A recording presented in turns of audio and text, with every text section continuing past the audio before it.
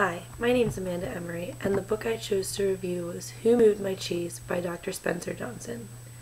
The story, Who Moved My Cheese, follows four characters, Sniff and Scurry, the mice, and Hem and Haw, the little people, who are trapped inside a maze. The story is basically all about change and how people adapt to it. Naturally, some have a harder time than others. The cheese in this story is metaphoric of changes in life and in the business world. The mice and little people searched the maze for cheese and found an abundance of it in Cheese Station C. So every day they would come back to this cheese station and become more and more comfortable with the idea of going there every day for their cheese. It was a reliable place to go, and there was no guessing about whether or not they would have cheese. The little people are convinced that they will never have to look for cheese again. The mice, however, are smarter than that. One day, Hem and Haw arrive at Cheese Station C to find that there is no more cheese.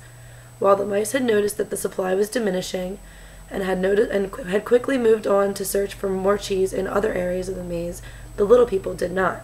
They were afraid, angry, shocked, and appalled. They felt as if someone were tricking them.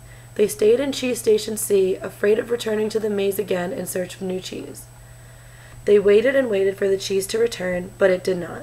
Eventually, Haw was able to realize that sitting and waiting was doing no good, and if he wanted to find new cheese, he must adapt to this change and go back into the maze. Hem did not support this idea, and remained. Haw learned all sorts of new things along his journey to find new cheese, and even though he was afraid, his courageous adaptation to the situation changed his life and made him a better, wiser little person.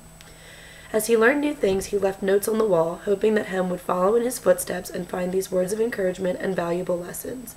The story never tells how Hem ends up, however. The tips that Haw wrote on the wall include basic ideas such as, if you don't adapt to change, you can become extinct, which implies that change is necessary.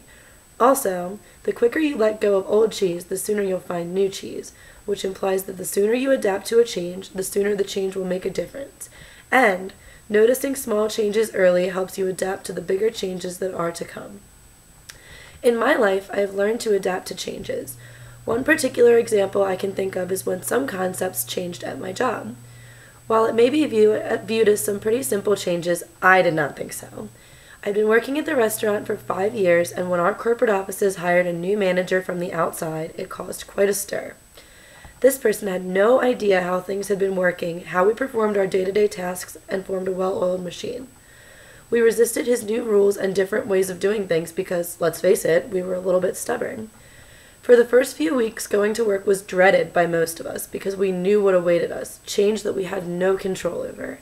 Our responsibilities and selling tactics were flipped upside down, and for a while, our sales were directly affected. But it turns out that corporate did know what was best for the restaurant. By the end of that year, everyone had pretty much gotten used to the new way of doing things, and our total annual sales had nearly doubled. Now the man who caused us so much grief and stress is now a beloved friend and mentor to my coworkers and I. Through this experience, I learned that sometimes it may not be easy to accept change, but it is necessary, inevitable, and manageable, much like in the book. The story, Who Moved My Cheese, relates well to the text concept of environmental sustainability in Chapter 16, Sustainable Marketing. Many companies are choosing to make the switch to environmental sustainability, or a management approach that involves developing strategies that both sustain the environment and produce profits for the company. Page 523. For example, many companies have started printing everything double-sided, and others have eliminated paper altogether. Specifically pertaining to marketing, the Prius was created and marketed as an eco-friendly car. The Prius and cars of the like are revolutionizing the way people buy cars. As time progresses, consumers are going to become more and more conscious of the environment. If companies do not adapt to the mutable and increasingly environmentally conscious consumer force, their companies will suffer as a result. Buyers will opt to purchase products from companies who are more environmentally sustainable.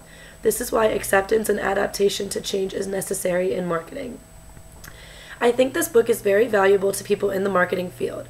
In an ever-changing market and an ever-changing economy, it is important to know how to adapt. While this book was initially viewed by some critics as elementary and simple, others saw the depth and realized that the book is actually very insightful and will make you think. Personally, I think that this text should be a reading requirement for newly hired employees at most business firms, not just marketing. Having read it, I definitely feel I have learned something and gained an advantage for when it comes time for me to establish my career. Thank you.